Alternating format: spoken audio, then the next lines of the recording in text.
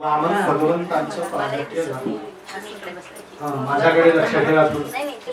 कुठे झाला आता बोलून हा वामन भगवंतांचा जन्म? तर बिहार मध्ये गंगा नदीच्या तीरावरती बक्सर नावाचं शहर आहे. कुठलं शहर? बक्सर. त्या बक्सर नावाच्या शहरात कश्यप ऋषींचा आश्रम आहे. या आश्रमात कश्यप आदिती यांच्यापासून वामन भगवंतांनी जन्म घेतला. आमच्या कश्यप ऋषींनी उपनयन संस्कार केला, मौंज केली, त्याची लावली, गायत्री मंत्राचा उपदेश केला आणि सांगितलं, वामना, ब्राह्मणाची मुख्य दीक्षा मागितलीच पाहिजे भिक्षा. ओम भवती या पक्षा दक्षिणे पाहिजे. काय मागायची? भिक्षा मागायची. जोपर्यंत विद्या मिळत नाही तोपर्यंत भिक्षेच्या अन्नावर जगायचं. समर्थ रामदास स्वामींनी नाशिक मध्ये 12 वर्ष काय मागितली? भिक्षा मागितली. तेजपुंज ब्राह्मण घरी येतो भिक्षेला, म्हणून लोक भजे वडे पापड लाडू अशी भक्कम भक्कम भिक्षा मागत द्यायचे. रामदास स्वामी ती भिक्षा घेऊन गंगेवर यायचे, 3 वेळा पाण्यात बुडवून काढायचे. सगळं सत्व पाण्यात निघून जायचं आणि ती भिक्षा खायची.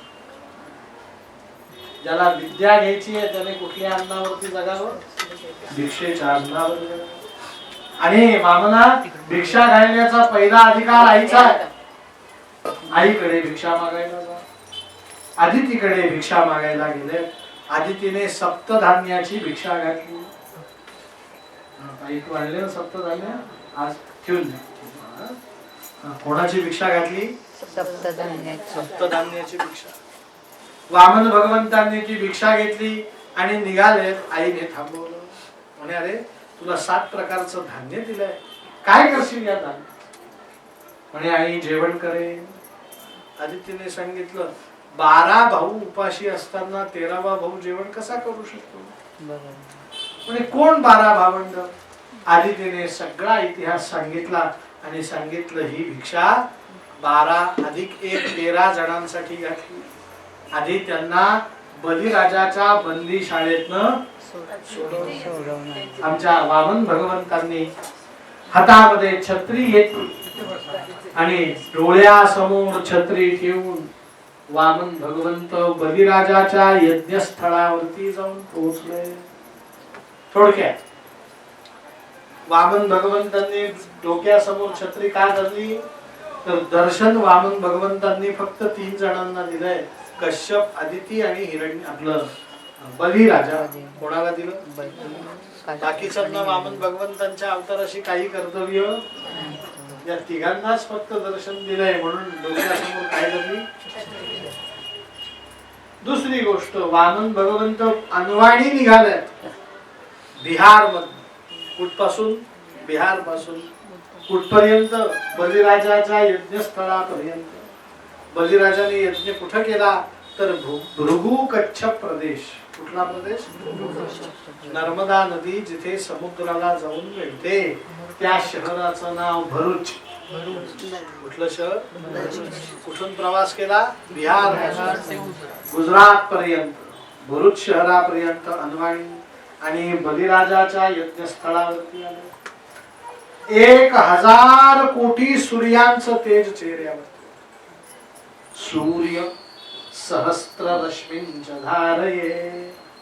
बलिराजाने त्या अद्वितीय ब्राह्मण बटूला बघितलं आणि शुक्राचार्यांना सांगितलंय, महाराज इतका दिव्य तेजस्वी ब्राह्मण माझ्या पाहण्यात नाही, मला याची काय करू द्या? पाद्य पूजा करू द्या. कारण का? विद्वान ब्राह्मणाची पाद्य पूजा केल्याने पितरांच्या मोक्ष माप्नोती. आपल्या पितरांना काय मिळतो? मोक्ष मिळतो. घरामध्ये असलेले दोष काय होतात? निवृत्त होतात. म्हणून मला या ब्राह्मणाच्या पायाची पूजा करू दे. पुढे तो सांगतो, यत्फलम कपिलादाने. कपिला गाय, काळ्या रंगाची गाय एक तर मिळतच नाही, पण अशी गाय मिळाली तर त्या 1000 गायी दान दिल्याने जे पुण्य. कार्तिक्यान ज्येष्ठ पुष्करे. कार्तिक आणि ज्येष्ठ महिन्यात पुष्कर क्षेत्री स्नानाचं जे पुण्य आहे. तत्फलम पांडव श्रेष्ठ. पांडवांनी ज्याप्रमाणे श्रीकृष्णाची पूजा करून पुण्य मिळवलं तत्फलम विप्राणाम चरण शोधने, ब्राह्मणाचे पाय धुतल्याने. म्हणून मला या ब्राह्मणाचे काय धुत्या? पाय. बलिराजाने आपल्या पत्नी समवेत या वामन भगवंतांचे चरण प्रक्षालन केले, यथा सांग पूजा केली. वामन भगवंतांनी सांगितलं, बलिराजा तुझे आजोबा भक्त प्रल्हाद, वडील विरोचन यांच्याप्रमाणे तूही ब्राह्मण प्रिय आहेस. वामन भगवंत उठले, घराकडे जायला निघाले. बलिराजाने थांबवलं, म्हणे महाराज दक्षिणा घेऊन जा.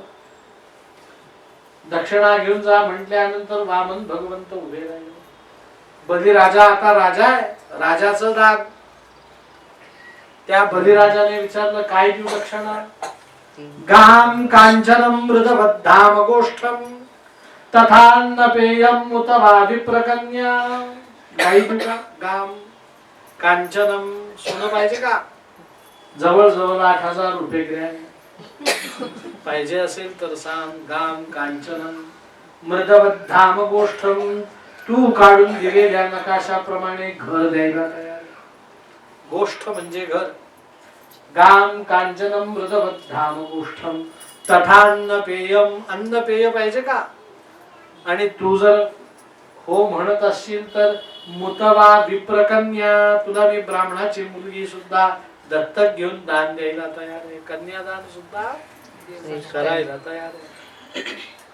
वामन भगवंतांनी सांगितलं, मला हे काहीच नको. मला दक्षिणा म्हणून जर द्यायचं असेल तर काय दे? पदानि त्रीणि दैत्येंद्र, मला 3 पावलं जमीन पाहिजे. हे दैत्येंद्र बलिराज, मला 3 पावलं जमीन पाहिजे, पण कशी? संमतानि पदामम, माझ्या पावलांनी मोजलेली. तुमचे माप नकोत मला. परिमाण कोणाचं पाहिजे? वामन भगवंतांना बलिराजाने होकार दिला आणि वामन भगवंतांनी संकल्पाचं पाणी हातात घ्यायला सांगितलं. दैत्यगुरु शुक्राचार्यांना शंका आली की 3 पावलं जमीन कोणी कोणाकडे मागत? हा ब्राह्मण थोडा विचित्र दिसतोय, 1000 सूर्यांचं तेज, एक तर ब्राह्मण एवढा तेजस्वी असत नाही. बर असेल तर असेल, 3 पावलं जमिनीचा आग्रह का? आणि 3 पावलं जमिनीसाठी संकल्प सोडायचा आग्रह धरतोय. म्हणून दैत्य गुरु शुक्राचार्य कुठे जाऊन बसले? मोठ्या झारीमध्ये. झारीत. कुठे जाऊन बसले? झारीत. किती आमची कथा विज्ञाननिष्ठ आहे बघा. झारीत का जाऊन बसले? पाणी पडणार नाही. संकल्प सोडणार. सांगता येईल का ताई? संकल्प पाणीचे पाणी वेगळा विषय. तो वेगळा विषय. विज्ञान सांगते. हा ब्राह्मण नेमका कोण आहे, याचं स्वरूप काय आहे, हे जर समजून घ्यायचं असेल तर सामान्य डोळ्यांनी तो दिसणार नाही. मग एखादा सूक्ष्म विषय वस्तू पदार्थ बघायचा असेल तर तो बायनॅक्युलर मध्ये बघावा. आम्ही बा असतो इथेच, पण दिसतो का डोळ्यांनी? तो कुठून बघावा लागतो? सूक्ष्मदर्शक असतात. आणि एक डोळा बंद करून ते झाडीत जाऊन बसलेत. एक डोळा बंद केला त्यावेळेस त्यांना सूक्ष्म दृष्टी आली आणि त्या सूक्ष्म दृष्टीने त्यांना कोण दिसला? ब्राह्मण दिसला नाही. झाडीत न ते बाहेर आले आणि सांगू लागले, बलिराजा हातात पाणी घेऊ नको. म्हणे का? हा ब्राह्मण नाही. म्हणे मग कोण आहे? म्हणे एष वैरोचने साक्षात, हा साक्षात वैरोचन नारायण आहे. भगवान विष्णुरव्ययः कश्यपा आदितेर जातः देवानां कार्य साधकः. देवांचं कार्य साधन करण्यासाठी कश्यप आदितीच्या उदरातनं आलेला हा वैरोचन नावाचा विष्णू आहे. म्हणे दैत्यगुरु शुक्राचार्य, खरंच हा विष्णू आहे? म्हणे हो. म्हणे नक्की नक्की सही करता का? म्हणे हो. म्हणे हो, हा नारायण आहे. म्हणे मग तुम्ही बाजूला व्हा. काल सांगितलं ना मी, गुरुला सोडलं कोणाला धरलं? आठवतीये का कथा? म्हणे अरे हा सर्वस्व घेईल. अहो म्हणे ठाकलोसे द्वारी उभा याचक भिकारी, सगळं जगत याच्याकडे जातं असा हात करत होता आणि हा मोठा उदारपणाचा वाणटून असा हात करत होता. आज तो माझ्याकडे भिकारी बनून आलाय, त्याचा हात कसा असेल आणि माझा हात कसा असेल, ही संधी कोण सोडेल. म्हणून बलिराजा संकल्पाचं पाणी घेण्यासाठी झारी हातात घेऊन संकल्प सोडता झाला आणि भगवान वामनाच्या हातावर पाणी सोडलं. वामन भगवंतांनी विश्वरूप धारण केलं. परीक्षिता, पातेल्यामध्ये ठेवलेलं दूध जसं हळूहळू हळूहळू वर येत, तसं भगवंतांचं शरीर हळूहळू हळूहळू वर जाऊन राहिलं. आणि आता पहिल्या पावलामध्ये भूलोक, भुवालोक, स्वहालोक, महालोक, जनहालोक, तपहालोक, सत्यलोक, सर्वोत्कृष्ट असलेला ब्रह्मदेव जिथे जाऊन बसतात त्या सत्यलोकापर्यंतची सगळी भूमी नारायणाने व्यापून टाकली. दुसरं पाऊल घेतलं, तल अतल वितल तलातल महातल रसातल पाताल, कुठपर्यंत जमीन व्यापली. आता तिसरं पाऊल ठेवायला जमीन शिल्लक काही शिल्लकच राहिलं नाही. आमच्या वामन भगवंतांनी दोन्ही हात कमरेवर ठेवले. आता विश्वरूप आहे, आबाळा एवढं मोठं शरीर आहे, त्यांनी असं खाली पाहिलं. म्हणे बलिराजा तिसरं पाऊल कुठे ठेवू. बलिराजाने सुंदर उत्तर दिलं. म्हणे महाराज दान संपलंय. काय सांगितलं, पण दानी अजून शिल्लक आहे. लक्षात आलं काय वाक्य. घरातल्या पोळ्या संपल्या हरकत नाही, पोळे वाली जर भक्कम असेल तर किती वेळा पोळ्या, दानी अजून शिल्लक आहे, द्या तिसरं पाऊल माझ्याकडे. म्हणून भगवंतांनी तिसरं पाऊल वामन भगवंतांच्या पायावरती दिलं. आणि वामन भगवंत कुठे गेला परीक्षिता, पाताळात. पण कोण आहे बलिराजा, पाताळात गेलेला बलिराजा कोण आहे, तर ज्यांना भागवत समजतं ते 12 जणांमध्ये एक नाव कोणाचं आहे, तो काही वेडा आहे का. त्याने युक्ती केली. वामन भगवंतांनी पाय देता क्षणी ते पाय घट्ट धरून ठेवले. परिणाम गाड्या बरोबर वामन भगवंत सुद्धा कुठे, खाली पाताळात. आणि बलिराजाने सांगितलं, देवा फार बरं झालं मला पाताळात पाठवलं. आता इथे मी आणि माझा हरी, तू आपण दोघही एकांतात राहू. मी तुझी रोज पूजा करेन, तुझ्यासाठी नैवेद्य शिजवेन, तुला नैवेद्य दाखवेन, तोच प्रसाद भक्षण, आणि अंतरंगात नवविध भक्ती करून तुझा चिन्मय देहात मी विलीन होईन. नारायणाने होकार दिला. नरसिंह पुराणात सांगितलं की वामन भगवंतांनी आपलं मंदिर बांधायला सांगितलं पाताळात बलिराजाला. बलिराजाने मंदिर बांधलं. वामन भगवंत बलिराजा मंदिर बांधत होता त्यावेळेस वामन भगवंतांनी 52 दरवाजे 52 खिडक्यांचा वाडा बलिराजासाठी बांधला. देवाने भक्तासाठी, भक्ताने देवासाठी. याने मंदिर बांधलं, याने, आणि दोघही आनंदाने राहू लागले.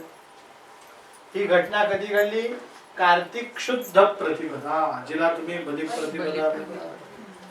पण कार्तिक, मार्गशीर्ष, पौष, माघ, फाल्गुन, चैत्र, वैशाख, ज्येष्ठ, आषाढ, श्रावण, आणि श्रावणाचे 15 दिवस निघून गेले. लक्ष्मी देवी विचार करतात, नारायण अजून काय येत नाही, नारायण अजून काय येत नाही.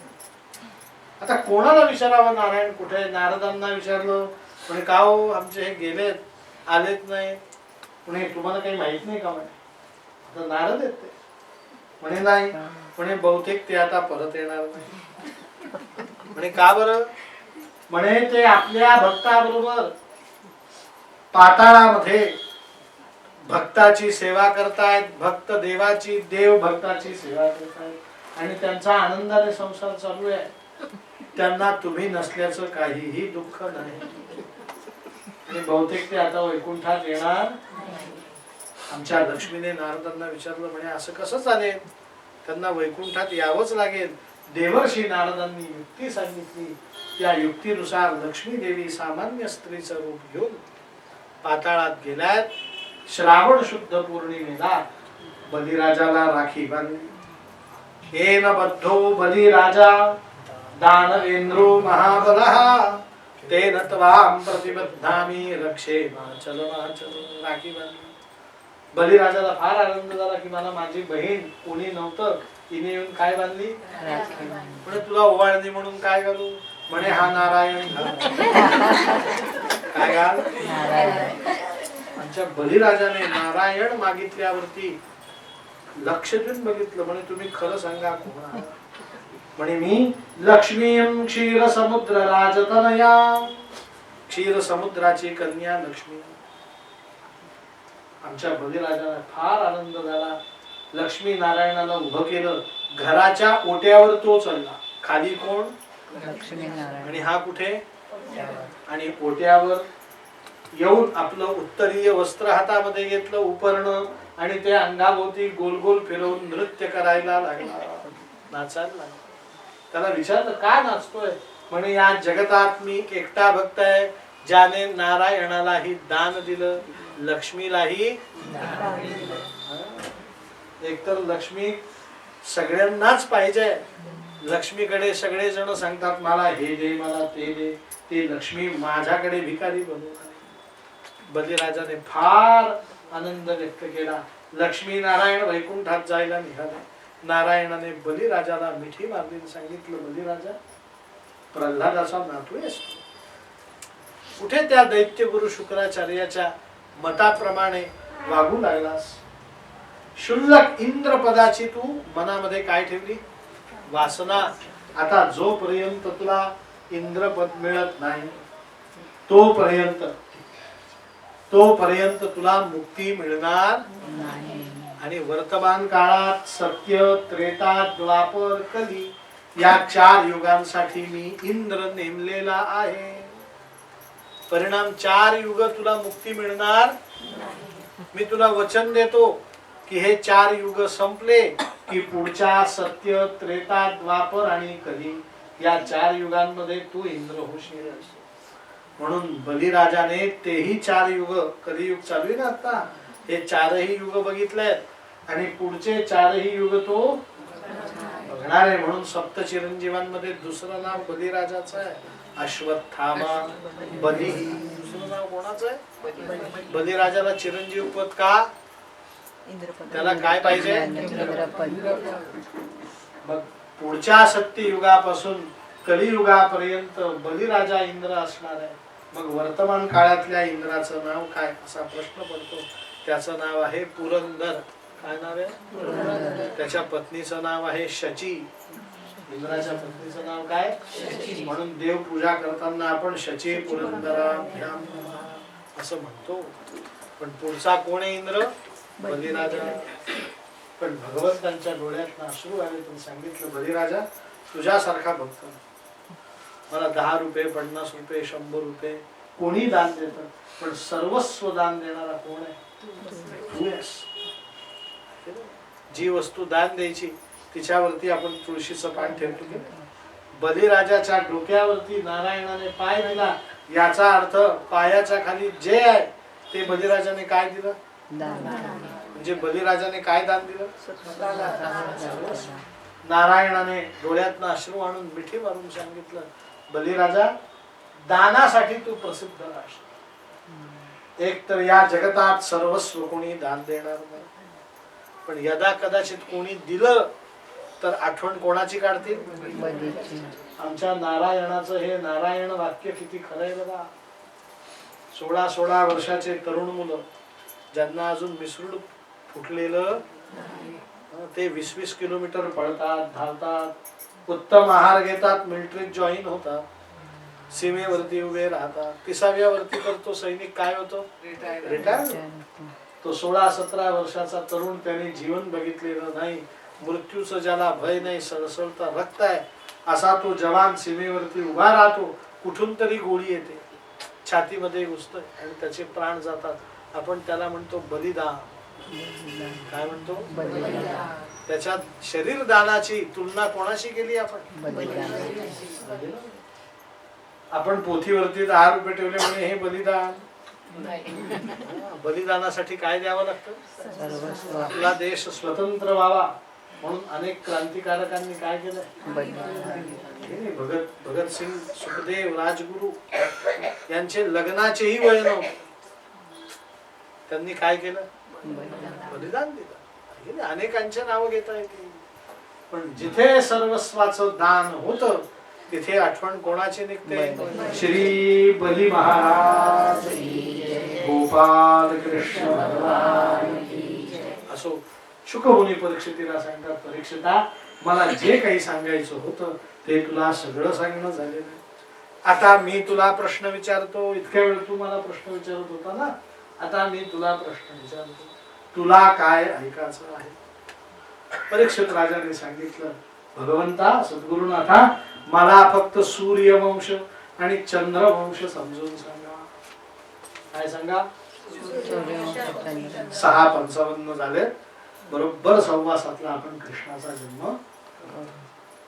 मग सूर्यवंश आणि चंद्रवंश आता शुकमुनी परीक्षितीला सांगतात. कथितो वंश विस्तारो भवता सोम सूर्ययोः राज्ञा चोभय वंशानां चरितं परमाद्भुतम्. परम अद्भुत चरित्र सांग. थोडेसे डोळे आणि कान माझ्याकडे ठेवा, म्हणजे तुम्हाला सूर्य आणि चंद्र दोन्ही वंशांचा उलगडा होईल. माझ्याकडे बघा. आदि नारायण, नारायणाच्या नाभीपासून दिव्य कमल, कमलावरती ब्रह्मदेव, ब्रह्मदेवाने सर्वप्रथम बनवली संकल्प सृष्टी. सांगितली ना मी, आठवतीये का. या संकल्प सृष्टीत 5व्या नंबरला जन्माला आले महर्षी कश्यप. कश्यपांची पत्नी होती अदिती. या अदितीला पुत्र झाला विवस्वान सूर्य, आणि या विवस्वान सूर्यापासून जो वंश वाढला त्याला म्हणतात सूर्यवंश. काय म्हणतात. भगवान आदिनारायण, नारायणाच्या नाभीपासून दिव्य कमल, कमलावरती ब्रह्मदेव, ब्रह्मदेवाने बनवली संकल्प सृष्टी. या संकल्प सृष्टीमध्ये जन्माला आले 7व्या नंबरला महर्षी अत्री. या अत्रींची पत्नी होती अनुसूया. तिची पतिव्रतेची परीक्षा पाहण्यासाठी आले ब्रह्म विष्णू महेश. तिघांना त्या अनुसूयेच्या पातिव्रत्य धर्माने बालकत्व प्राप्त करून दिलं. कथा सगळ्यांना माहिती. नग्न होऊन भिक्षा वाढ म्हटले. तिने तीनही मुलांना नग्न होऊन भिक्षा वाढली, पण ती नग्न होण्याच्या आधी तीनही बालक काय झाले, तिने दूध पाजलं. आता दूध पाजणं झालं, अनुसूयेला ते ब्रह्म विष्णू रुद्र म्हणतात. ब्रह्मदेव म्हणतात मी गेलो नाही तर सृष्टीची निर्मिती कोण करणार, नवीन बालक जन्माला येणार नाही. विष्णू म्हणतो यांनी बालकांना जन्म घातला नाही तर मी पालन पोषण कोणाचं करणार. शंकर म्हणतात मी संहार कोणाचा करणार, आम्हाला जाऊ दे. ती अनुसूया होती. तिने सांगितलं म्हणे एक तर तुम्ही येत नाही, आले तर मी सोडेल. मी मूर्ख आहे का. तीनही देव गयावया करू लागले. सरते शेवटी देवांनी युक्ती केली. ब्रह्मदेवाने ब्रह्मदेवाचं रूप अनुसूयेच्या आश्रमामध्ये ठेवलं. त्याला म्हणायचं चंद्र. काय म्हणायचं, ब्रह्मदेव कोण राहिला, चंद्र. आणि खरा ब्रह्मदेव सत्यलोकात गेला. ब्रह्मदेव एका रूपाने चंद्र रूपाने अनुसूयेच्या आश्रमात राहिला, दुसऱ्या रूपाने सत्यलोकात गेला. विष्णूने एक रूप धारण केलं, वैकुंठात गेला. दुसरं रूप धारण केलं, दत्त. कुठलं, शंकरांनी कैलास पर्वतावरती गमन केलं एका रूपाने, आणि दुसरं रूप अनुसूयेच्या आश्रमात ठेवलं, महर्षी दुर्वास. आता तुमच्या मनातली एक शंका काढून टाक. विष्णूचा अवतार म्हणजे दत्त. काय सांगितलं मी, विष्णूचा अवतार कोण, पण ज्या वेळेस ब्रह्म आणि रुद्र एकत्र असतात त्यावेळेस त्यांना म्हणायचं दत्तात्रेय. काय म्हणायचं, इतर वेळेस कोण, एकमुखी. तुमच्या इथे काय आहे, दत्त आहे, दत्तात्रेय. 3 मुख असतील तर दत्तात्रेय, आणि 1 मुख असेल तर एकमुखी. दत्त म्हणजे कोण, आणि दत्तात्रेय म्हणजे कोण, ब्रह्मा विष्णू महेश रुद्र. मग ब्रह्मदेवाचं रूप आहे चंद्र, आणि त्या चंद्रापासून जो वंश वाढला परीक्षिता त्याला म्हणतात चंद्रवंश. चंद्रवंशी. थोडक्यात या सूर्यवंशामध्ये अनेक लोकोत्तर पुरुष जन्माला येऊन गेले. सर्वप्रथम विवस्वान सूर्याच्या पोटी आयुर्वेदाचे प्रणेते च्यवन ऋषी जन्माला आले. फार सुंदर कथा आहे. तप करता करता म्हातारे झाले आणि तप केल्यानंतर विवाह करण्याची इच्छा झाली. तरुणीशी विवाह केला. आता तरुणीशी विवाह केल्या वृद्धाने, तर वृद्ध स्त्री त्या तरुणी बरोबर कसा संसार करेल, म्हणून त्या स्त्रीने या च्यवन ऋषींची अवहेलना केली. च्यवन ऋषींनी सूर्यनारायणाची प्रार्थना केली, कारण ते कोणत्या वंशात जन्मले? सूर्यनारायणाने उपासना सांगितल्या. त्या उपासनेनुसार त्यांनी वनस्पती शोधल्या आणि दिव्यौषधी तयार केली आणि वृद्धापकाळात ती दिव्यौषधी सेवन केली आणि तारुण्य पद प्राप्त केले. कुठल्या वंशात? बरोबर या ताईंनी ओळखलं. च्यवनप्राश. च्यवन ऋषींचा च्यवनप्राश खाल्ला की मनुष्य काय राहतो? तरुण राहतो. पण हा च्यवनप्राश यांच्या भाषेत शोधला कोणी? सूर्यवंशातल्या पुत्राने. याच सूर्यवंशामध्ये राजा दिलीप, दिलीप पुत्र अंशुमान, अंशुमान पुत्र सगर, सगर पुत्र भगीरथ, 4 पिढ्या खपल्या आणि भूतलावरती गंगा आणली. काय आणली? म्हणून गंगेचं नाव आहे भागीरथी गंगा. भगीरथाने आणली म्हणून कोण? आमच्या त्र्यंबकेश्वरची गंगा गौतमांनी आणली, जी तुमच्या नाशिकला पण प्रवाहित होते, गौतमी गंगा. तशी भगीरथाने आणलेली गंगा कुठली? कोणी आणली ती? सूर्यवंशातल्या भगीरथ. याच सूर्यवंशामध्ये एकादशी व्रत करून महर्षी दुर्वासांसारख्या ऋषींचं गर्वहरण करणारा अंबरीश राजा जन्माला येऊन गेला. दुर्वास ऋषींकडे अनेक प्रकारचे बल होते. अंबरीश राजा खूप साधा होता. त्याच्याकडे विशेष बळ नव्हतं, पण त्याने केवळ एकादशी व्रताच्या प्रभावाने दुर्वास ऋषींचं सगळं बळ परतवून लावलं. इतकी एकादशी व्रताचं काय आहे? एकादशी व्रत सिद्ध आहे हे सांगणारा अंबरीश राजा याच सूर्यवंशामध्ये जन्माला आला. याच सूर्यवंशामध्ये अत्यंत पराक्रमी राजा होऊन गेला, ज्याने सगळ्या दैत्यांचा विनाश केला, दानवांबरोबर युद्ध केलं, देवांच्या विजयात मोठा वाटा मिळवला. त्याचं नाव राजा रघु. काय नाव? शुकमुनी सांगतात परीक्षिता, हा रघु राजा एवढा पराक्रमी की लोक आता सूर्यवंश न म्हणता रघुवंश म्हणायला लागले. काय म्हणायला लागले? या रघुला पुत्र झाला राजा अज, अजला पुत्र झाला राजा दशरथ आणि दशरथाला चतुर्व्यूहात्मक पुत्र झाले राम, लक्ष्मण, भरत, शत्रुघ्न. कोण झाले? पण परीक्षिता, मी तुला त्या रामाची कथा विस्तृत सांगणार नाही. आणि का? शुक मुनींनी सांगितलं परीक्षिता, रामाचं चरित्र तू याच्या आधी अनेक वेळा ऐकलं, पण ते कितीही वेळा ऐकलं तरी मन तृप्त करून देत नाही, म्हणून ते सारखं सारखं ऐकावंसं वाटतं. पण या रामाचं चरित्र जर ऐकायचं असेल तर 9 दिवस लागतात. किती दिवस? 9 दिवस. भागवत सप्ताह, सप्त 7 आणि अह म्हणजे दिवस, आणि रामायण नवान्न म्हणजे 9 दिवस. आणि परीक्षिता आज 4 दिवस निघून झाले. मी रामाचं चरित्र सांगायला लागलो तर चरित्र पूर्ण होणार नाही. तुला काय येईल? मृत्यू येईल.